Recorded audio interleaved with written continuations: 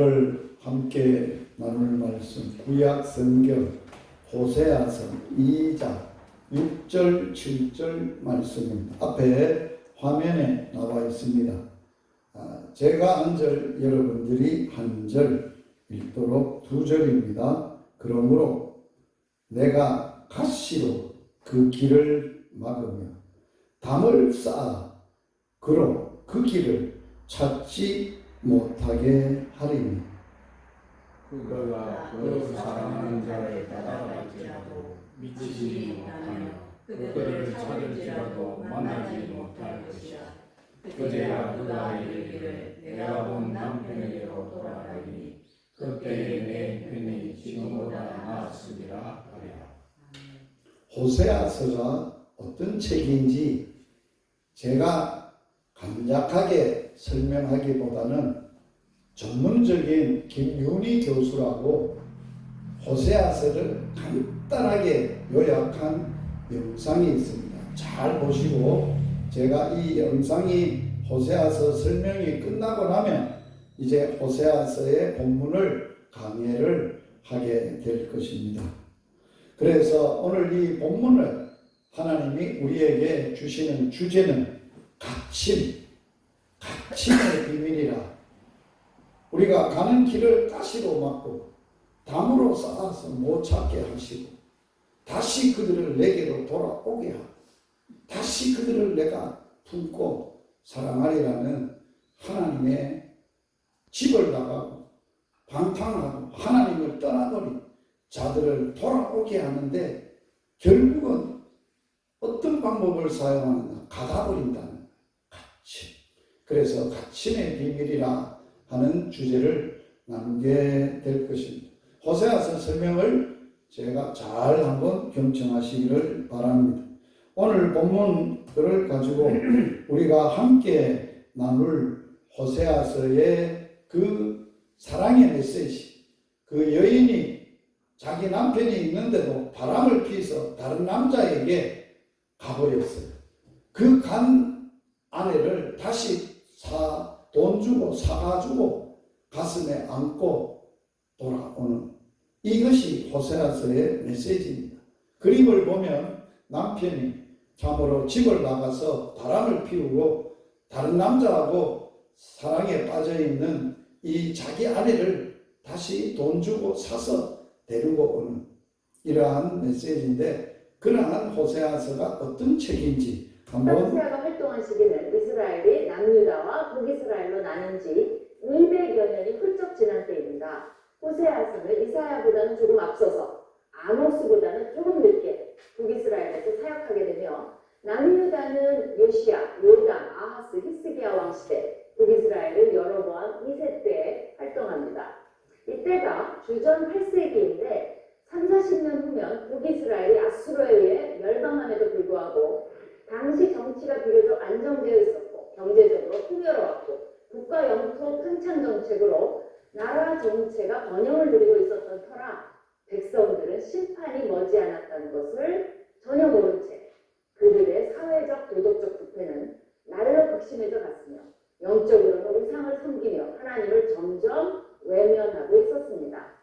하나님께서는 호세아 선지자를 통해 이러한 관계를 어떻게든 되돌리고자 애쓰십니다. 하나님께서는 가장 효과적인 방법을 택하셨는데 바로 호세아의 불행한 결혼에서 불륜을 저지르고 다른 남자를 따라간 아내를 되찾아오는 과정을 통해 하나님의 심정을 느끼도록 하신 것입니다. 메시지의 핵심은 자기 백성들을 향한 하나님의 신실한 사랑입니다. 구원이라는 의미의 이름을 가진 호세아는 의도적으로 과거 이집트에서의 구원의 이미지 속에서 미래에 오실 메시아 시대의 도래를 예언합니다. 메시아는 새로운 요새로서 과거 이집트에서 이스라엘을 구원한 것처럼 다시 미래에 이들을 포로 생활에서 구원할 것입니다. 호세아는 그들의 죄를 통렬하게 비판하며 심판을 알리고 회개를 촉구하지만 마지막 장에서 여호와는 치유와 관계의 회복과 구원을 약속하십니다. 이것이 하나님의 헌신적, 인내적 사랑의 진수입니다. 그분은 우리 모두에게도 여호와께 돌아오라고 초대하십니다. 호세아는 지혜와 총명이 있는 자는 이러한 하나님의 말씀을 깨닫고 분별하라고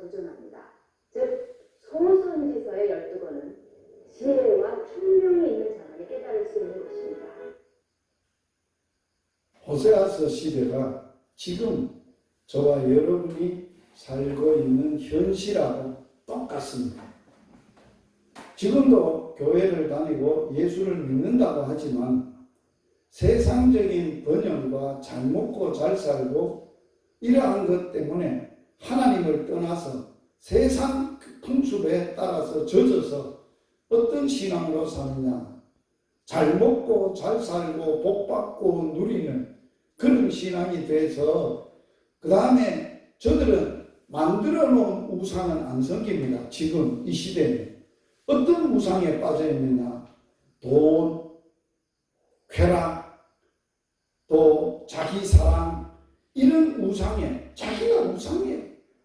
자기가 최고예요. 그리고 돈이면 다 되는 세상이에요.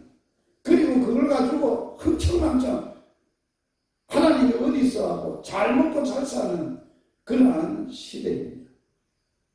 자, 이러한 우리 예수를 믿고 있는 우리들이 하나님을 가까이 하고 하나님을 사랑하는 것보다 세상에 푹 빠져 있다는 거예요. 하나님이 나를 아내로 삼았다는 거예요.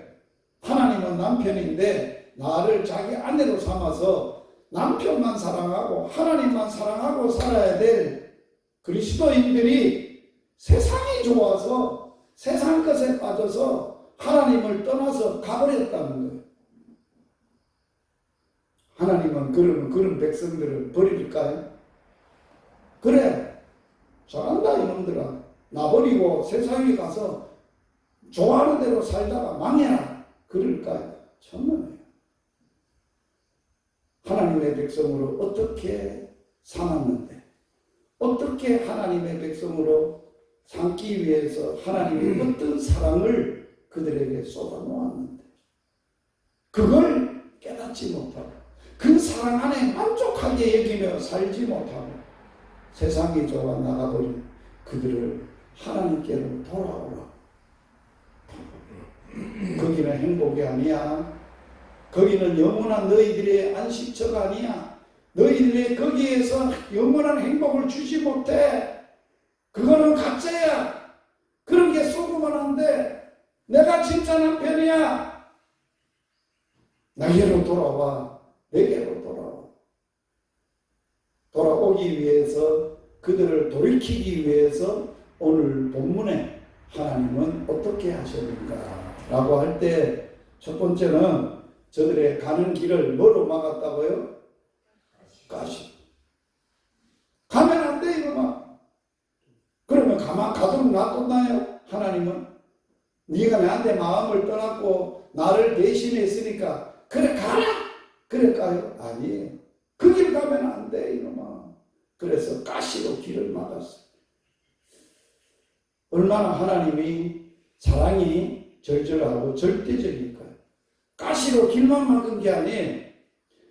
가시로 막아도 세상이 좋아서 자기가 좋아서 자기가 하는 것을 가려고 하는 이러한 인간의 욕망을 가시로 길을 막는다고 될까? 안 돼요.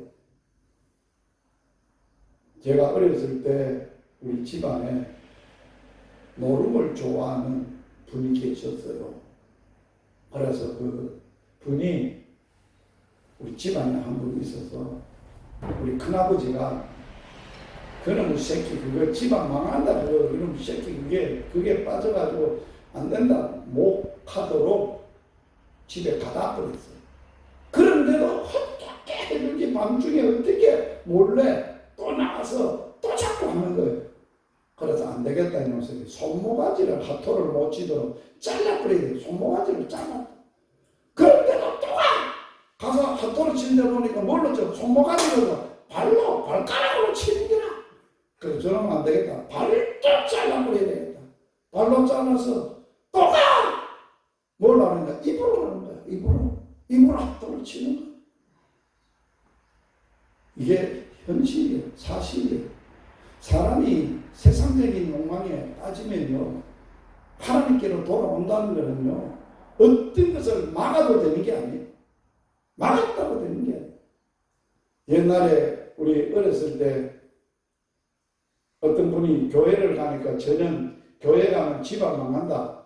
그래가지고 대학교 다니는 딸을 교회 나간다고 교회 못 나가게 하려고 그 아버지가 머리를 여잔데 머리를 홀랑 깎아삐어. 네 학교 가서 많겠네 이놈아. 학교 때 치아버려 안 된다. 집에 가다 버렸어요. 머리를 깎아가지고. 그런데도 그걸 피해서 학교를 했어요. 그래서 의과대학을 졸업을 했어요. 졸업을 하고 의사가 됐어요. 교수가 됐어요. 이틀 전에 그 교수님하고 내가 통화를 했어요. 그 교수님이 자기가 이제 나이도 많고 이제 교수직을 은퇴도 하고 한 입장인데 몸이 아프다는 거예요. 그래서 본인이 학생들을 월요일날 설교를 해야 되는데 시간인데 못하니까 목사님이 좀 대신 맡아주세요. 그러면서 아픈 얘기를 해서 제가 축복 기도를 하는데 본인이 이런 고백을 했어요. 목사님, 제 머리를 깎았던 아버지가 회개하고 보러 왔어요. 회개하고 보러 왔어요. 아버지가 예수 믿게 됐어요. 제가 얼마나 가슴이 전화상으로 눈물로 기도해 줬어요. 얼마나 감격해. 하나님의 사랑은 자식들이 교회 못 가도록 하나님께 못 가도록 머리를 깎았어도 머리를 깎았던 그 아버지를 하나님은 사랑하셨어요. 놓치지 않냐. 끝까지 딸의 기도로 그 믿음으로 인내함으로 돌아왔다. 가시만 하나님이 길을 막을까요? 아니에요. 오늘 본문에는 벽돌을 가지고 아예 담을 쌓으랬다는 거예요. 담을 쌓으랬. 길을 못 찾도록 담을 쌓으랬다고 얘기하잖아요. 담을 쌓아 길을 찾지 못하도록. 그렇다고 안 갈까요? 안 가요? 가시로 이거 가지 말라는 거구나. 돌아올까요? 천만에요. 담을 쌓았다고 길이 없다고 이제는 막혔으니까 돌아올까요? 천만에. 그래서 하나님이 최후의 방법을 씁니다. 가다버립니다. 오늘 갇힘의 비밀. 하나님이 가다버리는데 태국 동굴에 소년들이 4명이 이렇게 동굴에 갇혔다가 전체 다 구조되는 그 갇힘의 비밀. 그래서 오늘 갇힘의 비밀이라는 말씀을 나누려고 합니다. 하나님은 먼저 하나님의 백성인 하나님의 나라, 하나님의 백성인 하나님의 나라를 가다버립니다. 출애굽을 시켰는데 이 출애굽을 시킨 백성이 어떤 백성이에요? 하나님의 백성은 아니에요. 원래는 하나님의 백성인데 430년 동안 어디 살았어요? 애굽에 바로에서 종노릇하며 거지 근성을 가지고 노예 근성을 가지고 살았던 인간들이라. 그런데도 내 백성이니까 하나님의 능력으로 기적으로 구출을 냈는데 하나님이 이 백성을 진짜 내 백성이 되도록 하기 위해서는 뭘 해야 돼요? 하나님의 백성으로 만들어야 돼요. 그래서 그 공동체를 가다버려요. 첫 번째로 가다버려요. 어디 가다느냐? 여러분들 한번 읽어보세요. 같이 읽어봅시다. 여호와께서 모세에게 말씀하여 이르시되 이스라엘 자손에게 명령하여 돌이켜 바다와 믹돌 사이 비아히롯 앞 곧 바알수본 맞은편 바닷가에 장막을 치게 하라. 바로가 이스라엘 자손에 대하여 말하기를 그들이 이 땅에서 멀리 떠나 어떻게 됐다고? 광야에 갇힌 바 되었다. 앞에 홍해가 있어. 못 가. 하나님이 거기에 장막을 치라고 했어. 모세를 딱 쳤어. 됐다. 딱 갇혔다. 여러분. 이거를 오도 가도 못한다. 우리가 애굽의 군대들을 데리고 가서 이걸 싹 다시 그 자로 와야 되겠다 하고 온 거예요. 뒤에는 애굽 군대가 따라오죠. 앞에는 홍해가 막혀버렸죠. 갇혔죠. 그때 하나님은 뭘 가르치고 그 나라 그 백성을 바닷가에 뒤에는 애국 군대가 온도 달성도 못하도록 그런데 가다 버렸을까? 뜻이 있어요. 개인만, 나라만 그럴까요? 공동체만 그럴까요? 하나님이 한 공동체를 제대로 된 공동체가 되도록 만들기 위해서는 가다버리는 하나님의 섭리가 있음을 기억하세요. 개인도 그래요. 개인도 가다버렸어요.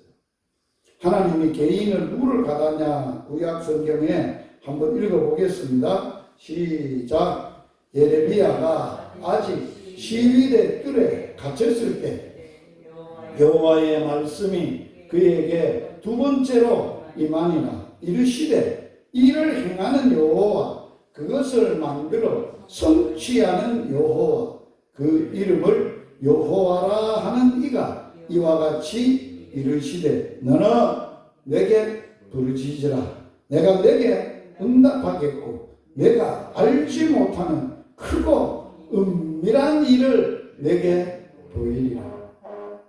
누구를 가다서 시위대 뜰에, 여기에 시위대 뜰이라는 말은 그 당시 도시에 그 도시를 지키는 군대를 말하는 거예요. 그 시위대가 머물고 있는 진영 안에 나쁜 짓 하면은 군인들을 어디다 가두느냐? 물 없는 구덩이가 있어요. 거기다 빠뜨려 버려요. 그래가지고 지 스스로 못 나와. 거기에 갇혀있는 거예요. 그래서 누구를 갇히게 했다고? 예레미야. 왜 예레미야가 이 시위대 뜰에 갇혔을까? 그 당시에 예레미야는 참 하나님의 선지자인데 이스라엘 백성들이 죄를 지었고 타락을 해서 하나님께로 돌아올 생각을 전혀 안 하고 범죄하고 죄짓고만 사니까 하나님의 심판이 임한다는 거예요. 어떤 심판? 바벨론이 와가지고 그들을 심판하러 바벨론으로 끌고 가서 70년 동안 바벨론의 노예 생활을 하도록 하겠다고 예언을 한 거예요. 그런데 그때 당시에 참 선지자 예언은 그랬는데 가짜 선지자가 있었어요. 아부하는 선지자. 왕의 말에게 아부를 하고 기분 좋게 한 게 왕이에요. 예레미야는 그 나쁜 놈입니다. 어떻게 하나님의 백성들이 말도 안 되게 바벨론이라는 이국 나라에 가서 70년이나 버려두겠습니까? 우리가 잠깐 가기는 가는데 2년만 돌아올 겁니다. 가짜로 할 거예요. 왕은 누구 말을 들었을까요? 지도자인 왕이 고발하고 자기 편을 들고 쉽게 말하는 가짜 선지자의 말을 듣고 그의 요청을 받아서 참 선지자를 옥에 가둔 거예요. 그때 옥이 어디냐? 시위대 뜰에 있는 물 없는 구덩이에 거기에 지금 자 여러분 생각해 보세요. 하나님이 참 선지자인 하나님의 백성 예레미야를 왜 물 없는 구덩이에 가다 버렸을까요? 왜 가뒀었을까? 그가 죄진 게 없어요. 바른 소리 했어요. 사명을 감당했어요. 그럼에도 왜 옥에 물 없는 구덩이에 가다 버렸겠느냐? 거기에 비밀이 있어요. 하나님은 우리가 하나님을 떠나서 멀리 세상으로 자꾸 가고 믿음을 잃어버리고 세상적으로 살라 하면 1차적인 방법 가시로 길을 막고 2차적인 방법 담으로 길을 막아버리고 3차적인 방법 가다버리고 꼼짝달새 없이 가다버리고 그래서 가침에는 의미가 있어요. 하나님의 섭리가 있고 뜻이 있어요. 오늘 이 설교 잘 들어야 하는 거예요. 우리를 두고 얘기하는 거예요. 나를 두고 얘기하는 거예요. 왜 그랬겠느냐? 이스라엘 백성들을 출애굽에 앞에는 홍해고 뒤에는 애국 군대가 따라오도록 하고 그런데 딱 갇히도록 했겠느냐? 여기에 답이 있어요. 구약 성경에 출애굽기에 13절에 보면 답이 있어요. 같이 읽어보겠습니다. 모세가 백성에게 이르되 너희는 두려워하지 말고 가만히 서서 여호와께서 오늘 너희를 위하여 행하시는 구원을 보라 너희가 오늘 본 애굽 사람을 영원히 보지 아니하리니라. 여호와께서 너희를 위하여 말이라 싸우시리니 너희는 가만히 있어. 거죽대지 마. 네가 뭐 하려고 힘쓰지 마. 너는 꼼짝 말고 가만히 있어. 가만히 있어. 임마. 누가 다 한다고? 내가 하는 거야. 내가 싸울 거야. 그리고 내가 너희들을 구원할 거야. 어떻게 구원하는가 봐라. 예레미야를 왜 가뒀다고? 희망이 안 보여. 예레미야. 현실적인 상황을 보니까 왕도 거짓 선지자들 편이 돼가지고 막 그런 말만 듣고 진짜 하나님의 음성을 안 들어. 이 백성이 회개 안 하고 하나님께로 안 돌아오면 바벨론으로 심판하시고 멸망한다는 걸 알고 있는 거야, 예레미야는. 그래서 선포했는데도 오히려 갇혀 있어. 그래서 예레미야, 성경 다음에 예레미야 애가 슬퍼하고 우는 시대를 보니까 울지 않을 수가 없어. 눈물을 흘리고 통곡을 하면서 눈에 눈물이 바닷물이 되고 어떻게 하면 끊어지지 않고 막 울면서 눈물에 통곡하고 기도하는 거야. 그랬던 예레미야에게 뭘 가르쳐 주려고? 자, 32절 예레미야 33장 2절 같이 읽어봅니다. 이 일을 행하시는 여호와, 그것을 만들며 성취하는 여호와. 예레미야에게 어떤 하나님을 가르치고자 보여주시고자 알게 하고자 했다고요? 네가 이 나라 현실을 보고 애통하지만은 이 모든 일은 누가 한다고? 이 일을 행하시는 여호와. 내가 하고 있어. 내가 지금 살아있어. 내가 지금 이 일을 행하고 있어. 그리고 내 계획대로 내 뜻대로 그 일을 이루시고 성취하시는 분도 하나님이시야. 이 말씀을 바꾸어서 얘기해 볼까요? 여러분의 인생의 모든 일이 여러분의 인생의 계획대로 뜻대로 됩니까? 안 돼요. 그런데 자기 나름대로 뭐를 해보려고 힘쓰고 애쓰고 아무리 노력해도 할만 할수록 안 되는 거예요. 왜 그럴까요? 너 하나님 믿니? 네가 왜 하려고 하느냐? 네 인생 내가 계획한 게 있는데 내가 이 일을 할 건데. 그래서 오늘 이스라엘 백성들에게 뭐를 말하는 거예요? 너 가만히 있어. 꼼짝 말고 너는 가만히 있어. 내가 너희를 위하여 싸울 거야. 내가 너희를 위하여 구원할 거야. 그리고 너희들은 가만히 있어서 하나님이 어떤 분임을 알고 그분만 신뢰하는 걸 배우라. 믿음이 뭐예요? 믿음으로 산다는 것은 세상적인 믿기 전의 삶의 방식으로 그런 생활로 사는 게 아니에요. 그런 방식으로 그렇게 사는 게 아니라 이스라엘 백성들이 애굽에서 바로의 지시를 받아서 시키는 대로 자기들 생각대로 잘 먹고 잘 살고 어려움 없고 풍요롭게 사는 그러한 삶이 아니라 이제는 바로의 백성이 아니라 바로의 노예가 아니라 너희는 내 백성이야. 내가 너희들을 통치해. 내가 너희들의 인생을 책임져. 너희들의 나라를 내가 이끌어가. 내가 계획했어. 내가 이 일을 성취할 거야. 내가 너를 위해서 싸울 거야. 내가 너를 위해서 한 모든 것이 다 이루도록 할 거야. 이걸 가르치시기 위해서 가다버렸다. 여러분들 하나님이 가다버리는 경험을 하셨어요? 이거 왜 이렇지? 내 사람이 왜 이렇게 돼버렸지? 아무리 돌아보면 생각이 안 나. 내 나름대로 열심히 하려고 애를 쓰고 힘쓰고 그래도 열심히 살아갔는데 왜 이걸 다 막으셨을까? 가시고 길을 막고 담으로 막아버리고 나를 이렇게 꼼삭달싹 못하도록 앞도 안 보이고 뒤도 안 보이고 이제는 꼼짝 없도록 하나님이 가두셨을까? 우리는 이 가두시는 하나님의 섭리와 은혜를 너무너무 나를 사랑하기. 너 그대로 살면 안 돼. 그 방법대로 살면 안 돼. 너는 죽어. 너는 비참한 인생이 돼. 나를 좀 돌아와. 내게 돌아와. 내가 누구인지 좀 알아. 그리고 내 하고 살아. 내 말 듣고 살아. 내가 할 거야. 자, 은혜와 율법이 있습니다. 성경에는 인간이 구원을 받는 두 것을 주셨는데 하나는 율법을 주셨어요. 율법은 다 어떻게 돼 있어요? 제1계명부터 10계명까지 하라, 하지 말라 이렇게 돼 있어요.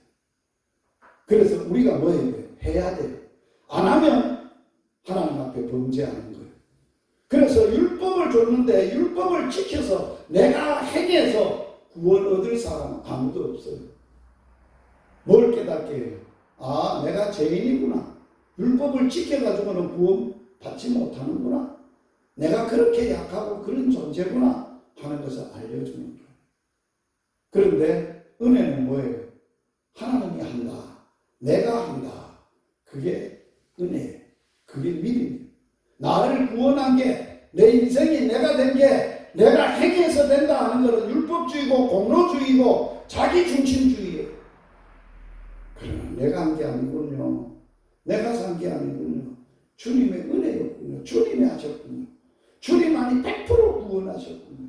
지금까지 내 인생을 주님의 완벽한 계획 속에 나를 이끌어 가시고 인도하시고 이루어 가시고 계시군요. 그걸 알고 그분을 신뢰하는 게 믿음의 본질, 은혜의 본질이에요. 그걸 어떻게 가르칠 수 있어요? 뭘로 가르칠 수 있어요? 가야. 갇혀봐야. 꼼짝달싹도 할 수 없고 자기 힘과 자기 방법과 자기 능력으로는 전혀 아무것도 할 수 없는, 완전히 모든 것을 닫아버리고 끊어버리고 갇혀버리게 하는 그러한 곳에서 그러하다 하는 거예요. 왜 그랬을까? 시편은 이렇게 고백합니다. 다윗도 완전히 가다음은 갇힘이 있었거든. 사울이 보낸 군대에 둘러싸서 완전히 꼼짝없이 갇혀서 죽게 될 때가 있었거든. 다윗은 왜 그렇게 했을까요? 자, 같이 읽어봅니다. 시작. 주께서 나의 앞뒤를 둘러싸시고 내게 안수하셨나이다. 이 지식이 내게 너무 기이하니 높아서 내가 능히 미치지 못합니다. 이걸 어디서 깨달았어요? 사울이 보낸 군대들에게 완전히 포위를 당해 꼼짝없이 죽게 됩니다. 그때 누가 자기를 둘러 지쳤다고요? 주님께서, 나와 함께 하신 주님께서 나를 앞뒤로 겹겹이 둘러싸시고 나에게 안수하셨어요. 그래서 나를 완벽하게 보호하셨어요. 적군이 나를 둘러짐칠지라도 내가 안연히 잠을 자고 깨어 일어났으니 주께서 나와 함께 하셨습니다. 상황이 문제가 아니에요.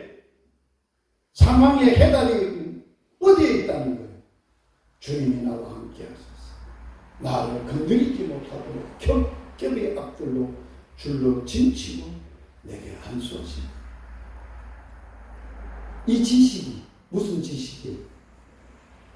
이걸 영적 지식이라고, 여호와 하나님을 아는 지식이에요. 이걸 그냥 지식으로 아는 게 아니에요. 머리로 아는 지식이 아니라 뭐예요? 삶의 체험으로 아는 거예요. 어떤 방법을 통해서 체험으로 아는 거예요?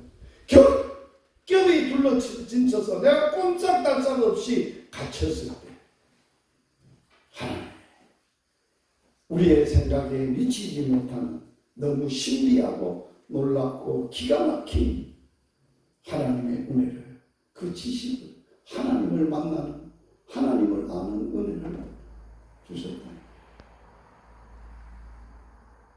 여러분, 믿음의 여정에 이게 주님을 붙들고 주님으로만 살아야 되겠다는 시간의 믿음의 출발이 됐다는 거예요. 우리는 살아가다 보면 그런 감정을 많이 들어요. 나를 그렇게 가다버렸다. 내가 그런 곳에 갇혀 있었다. 어찌할 수 없었는데 하나님이 나를 살리셨다. 지가 노력하고 힘들고 알 수 있었을 때 하나님이 살렸다면 뭐예요? 지 능력으로, 지 방법으로, 지가 잘나서 된 줄 알고 하나님의 은혜인 줄 못 깨닫는 거예요. 하나님의 은혜. 같이 한번 읽어봅니다. 오늘 이 말씀이 여러분의 신앙의 말씀이 되기를 축복합니다. 같이 읽습니다. 두려워하지 말라. 내가 너와 함께한다. 여러분 믿습니까? 어떤 상황에 있어도 어떤 처지에 있어도 내 인생에 아무렇게 안 보이고 갇혔어도 누가 나와 함께한다고? 하나님이 나와 함께. 그 하나님이 놀라지 마라. 내가 너 하나님이다. 내가 너를 굳세게 할 거야. 참으로 너를 도와줄 거야. 참으로 나의 의로운 오른손으로 너를 확 붙들 거야. 수많은 사람이 이 하나님의 음성을 듣고 하나님이 나와 함께 하셔서 나를 붙들고 계시고 지키시고 계시고 인도하고 계시고 한치의 오차도 없이 완벽하게 보호하고 내 인생을 인도하고 계시는 분이심을 경험합니다. 얼마 전에 제가 사역을 하고 그 문산에서 진주로 오는 국도 4차선 국도 그 문산 엘림교의 커브 그 커브를 돌다가 싹 돌았는데 그 알루미늄으로 된 창틀 프레임이 떨어져 있었어요. 차가 확 도는데 나타났으니까 멀리 직선에 있었으면 뭐 서기도 하고 피하기도 하겠는데 차가 탁 돌자마자 탁 도로 위에 딱 떨어져 탁 쳤어요. 차삭 소리가 나더라고요. 그런데 옆에는 이제 가드라인이 있고 막 그런데 운전대를 안 놓쳐 정신 탁 차리고 탁 쳤는데 그래서 깜빡이 탁 켜고 한쪽에 서웠어요. 뒷타이어가 빵꾸가 나고 뒷타이어 프레임 앞에 발판 프레임에서 앞문이 잘 안 열리더라고요. 프레임을 탁 쳤는데 그러는데 다른 이게 프레임이 앞을 탁 치면서 팍 돌아가지고 타이어만 탁 치고 타이어 프레임만 탁 치고 만 거예요. 그러니까 내가 이제 신고를 했잖아요. 제 보험에 신고를 해서 레카차를 불렀더니 좀 있다니까 도로관리차 뺑뺑뺑 하면서 오고 경찰이 뺑뺑뺑뺑 하면서 오고 내 차 앞뒤로 딱 쓰더라고. 그래서 좀 있다니까 그 프레임을 떨어뜨렸던 창호업자가 그 프레임을 찾아가지고 차에 싣고 내 앞으로 오더라고. 그래가지고 내가 사진을 찍었어. 그 차 사진도 찍고 프레임도 찍고. 그래서 그분이 죄송합니다. 나는 대형사고 안 난 게 너무 감사합니다. 내가 100% 책임지겠습니다. 그래서 좀 내 마음을 주고 자기가 보험을 들었으니 자기가 100% 보험에서 처리하겠다. 처리를 해서 차가 새 차가 됐습니다. 그런데 다른 판넬을 건드리고는 없고요. 뒤 프레임 쳐가지고 약간 흠집이 났다고 새 프레임으로 바꾸고 타이어도 이게 원래 새 차가 나올 때는 외제 타이어에서 그거 주문하고 밑에 발판 양쪽에 그걸 한쪽만 못 갈고 세트로 다 갈고 그래서 내가 하나님이 첫째는 전도자가 타고 있었거든요. 안 다치게 하죠. 차도 하나님이 크게 안 다치고 확 돌아서 탁 그래서 내가 그걸 느꼈어요. 와 하나님 내가 운전할 때도 하나님이 나와 함께 하시고 나를 붙들고 계시구나. 차도 하나님이 알아서 탁 하셔야지. 그래서 그동안에 이제 차 수리한다고 그 차 이제 렌트를 하고 그 돈이 나오잖아요. 보험회사에. 그래서 오히려 저한테 돈이 33만 원이나 교통비가 나왔어요. 그래서 그걸 따져보니까 하나님이 하신 일이 힘을 막쳐 가더라고요. 전에 한 번은 내 차에 아주 고의적으로 사고를 내고 하고 있는 그 BMW를 타고 다니는 나쁜 놈이 버스 터미널 앞에서 내가 오는데 앞을 팍 들어오더라고. 그래가지고 팍 쓰더라고. 그래 나도 이게 차가 반자율주행이라 자동으로 브레이크를 팍 밟더라고. 그래서 섰는데 자기가 경고등을 켜더니만 한쪽으로 차를 뺐어. 그래서 뒷차가 얼마나 찢어진 깨진 거야. 그래서 내가 앞에 차를 대고 내 차를 보니까 깨끗해. 건드린 데가 없어. 박았으면 이 정도로 박았으면 차가 내 차도 뻗었을 텐데 하나도 안 뻗었어. 그러나 저러나 뭐 앞에 차가 뻗었다고 하니까 내가 보험회사 신고를 해서 처리해 주세요. 그래서 그 다음날 나한테 그놈이 전화를 했어요. 앞에 내가 사고를 한번 냈는데 차 보험은 하지 말고 인사보험으로 바꿔주세요. 그걸 전화를 받는 순간에 내가 머리가 띵한 거야. 이게 사기쳤구나. 그래서 내가 그래도 하나님의 사람은 쏘아도 선을 베풀어야 되겠다. 언젠가는 알 거다. 그래서 내가 바꿔줬어요. 그래서 그 보험료가 70몇만 원 내야 될 게 100몇만 원으로 1년이 지나서 30만 원이 오버가 됐거든. 그런데 그 사고를 통해서 33만 원이 하나님이 딱 주십니다. 제가 이 얘기하니까 여러분 신기하죠? 하나님의 사람들은요, 자기 나름대로 자기 인생의 계획대로 사는 게 아니에요.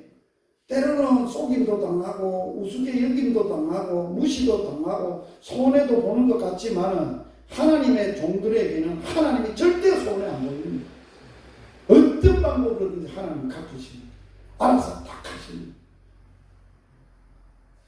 그래서 하나님이 우리를 갇히게 하시는, 그러면 우리가 갇혔을 때 어떻게 해야 될까?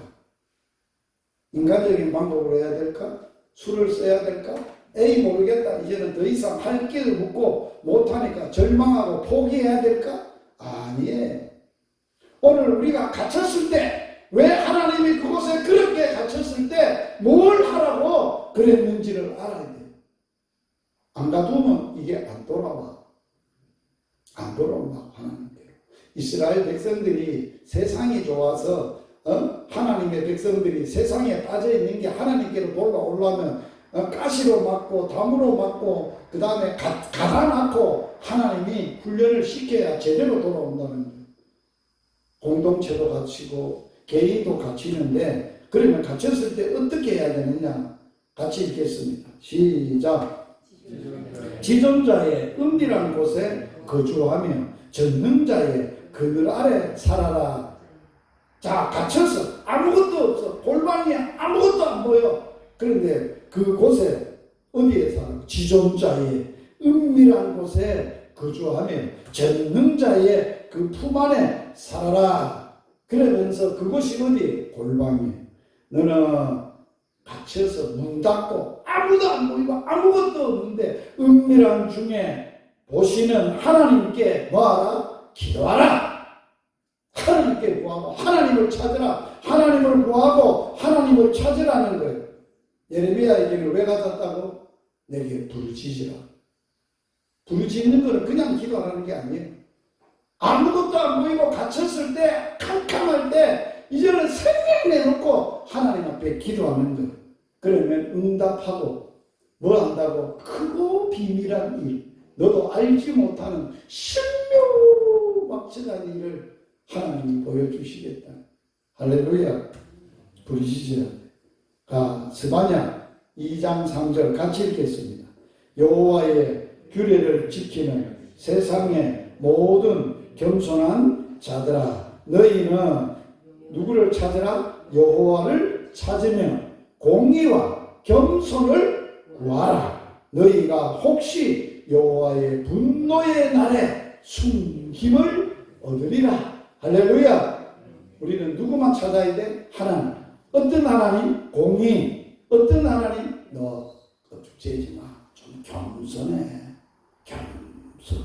여호와의 겸손을 구해라. 그리고 같이 읽습니다. 여호와의 눈은 온 땅을 두루 감찰하사 전심으로 자기에게 향하는 자들을 위하여 뭘 베푼다고? 하나님밖에 없으니까, 갇혔으니까, 그 안에서 읽을 거라고는 성경밖에 없으니까, 기도할 것밖에 없으니까, 밥 먹고 기도할 것밖에 없어. 하나님께 구하고 하나님을 찾고 하나님의 말씀을 묵상하니까, 전심으로 하니까 하나님의 능력이 임하는 거야. 이제는 네 힘은 다 뺏기고 내 능력으로 살아.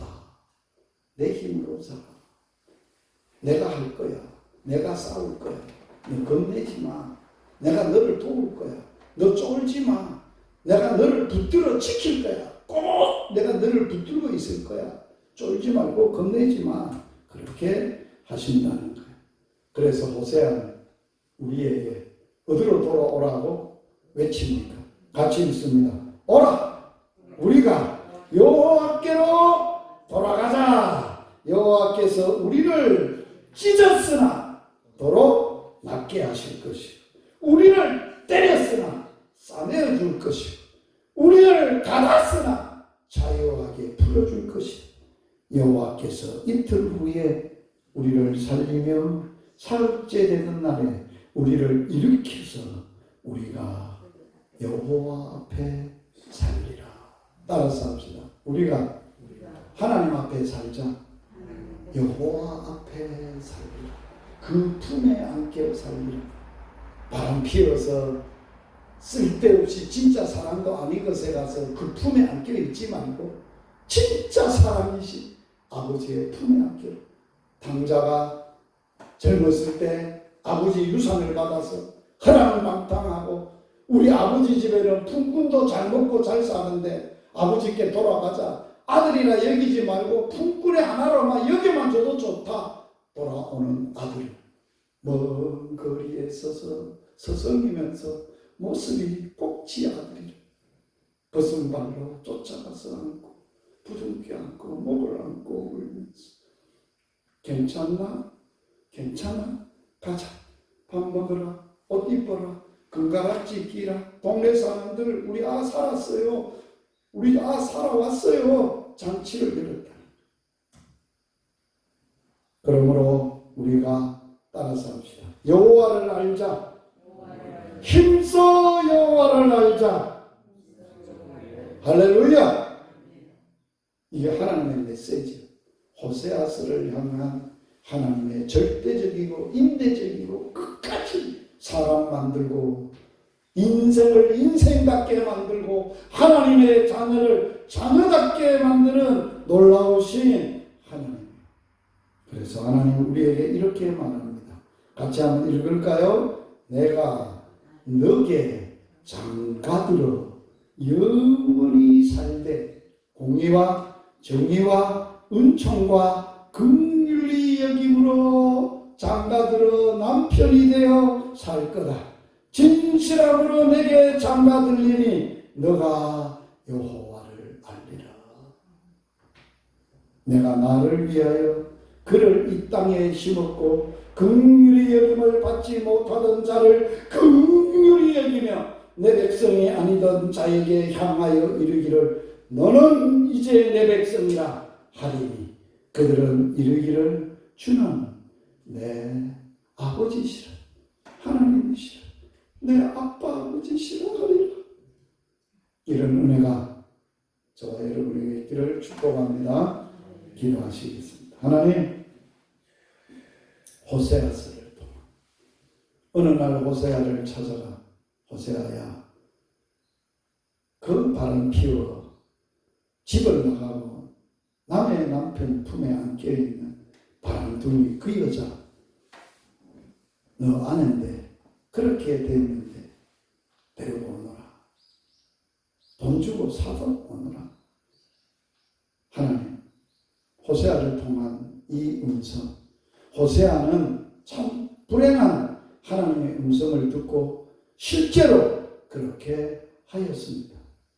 호세아는 그걸 통해서 우리의 죄악됨과 하나님이 용서하시고 긍휼히 여기시고 널리 여기시고 우리가 바람피로 가는 길을 가시로 막으시고 담으로 쌓아버리시고 가다버리시고 광야에 가다버리셔서 꼼짝달 새 없이 하고 이제 내게로 하나님께로 돌아와 하나님을 알고 하나님이 우리에게 정확한 남편이 되어 영원히 사시면서 공의와 정의와 은총과 긍휼로 사시면서 내가 그런 하나님이라. 너 내 백성이야. 내 아들이야. 내 너 아빠야. 내가 너 하나님이야. 오늘도 이 의미를 가슴에 새기며 삶에서 어떤 여건 속에서 어떤 환경 속에서도 믿음으로 사는 복을 주시옵소서. 예수님 이름으로 기도드리옵나이다. 아멘. 봉헌 기도는 오늘 들어오면서 헌금함을 제가 준비해 놨습니다. 헌금함에 다 여러분의 헌금이 들어가 있습니다. 제가 하나님 앞에 봉헌 기도 드리겠습니다. 살아계신 하나님 아빠 아버지, 헌금함 속에 하나님만 아시는, 은밀히 아시는 저들의 마음, 저들의 중심, 저들의 소원 주님 아시지요. 받으시옵소서. 하나님이 때를 따라 저들에게 필요한 것 다 주시옵소서. 건강할 수 있도록 붙잡아 주시옵소서. 저들의 남은 생애가 주님 안에서 평안하고 잘 되도록 복을 주시옵소서. 그래서 주님 앞에 갈 때까지 하나님의 아들, 딸로 부족함 모지름 없이 사는 복을 누리게 하여 주시옵소서. 예수님 이름으로 기도드리옵나이다. 아멘. 우리 교회 소식 알려드립니다. 10월 내일 14, 15는 제136회기 진준호의 정기노회가 성남교회에서 있습니다. 제가 이제 단목교회 상황을 노회 때 보고하고 아까 말씀드렸던 그것을 허락을 받으면 이제 하나하나 진행할 겁니다. 기도해 주시기를 바랍니다. 화요일 15일은 복음학교 제3강의를 센터에서 저녁 7시에 하게 되겠습니다. 10월 17일 목요일은 현장 전도를 합니다. 지난 목요일 날에는 양복 제1교회에 꼴짝이 다니면서 복음을 전했습니다. 17분에게 이 복음 전하고 영접시켰습니다. 네 번째, 10월 19일 토요일 유튜브 사역과 결혼 예비학교 사역이 있겠습니다. 다음 주일에 셋째 주인데 김남욱 권사님 기도 준비해 주시면 되겠습니다. 주 예수 그리스도의 은혜와 하나님 아버지의 사랑과 성령의 교통하심이 오늘 주님 앞에 나와 주님께서 호세아를 통하여 범죄하고 바람피고 죄 지은 나를 하나님께서 가는 길 가시로 막고 담으로 쌓아버리고 광야에 가다버려서 하나님이 아니면 못 사도록 다시 하나님의 품에 돌아와서 하나님을 알도록 하나님으로 살도록 하게 하시는 그 은혜 아래 살기를 원하는 모든 성도들 위해 영원토록 함께 있을지어다. 아멘.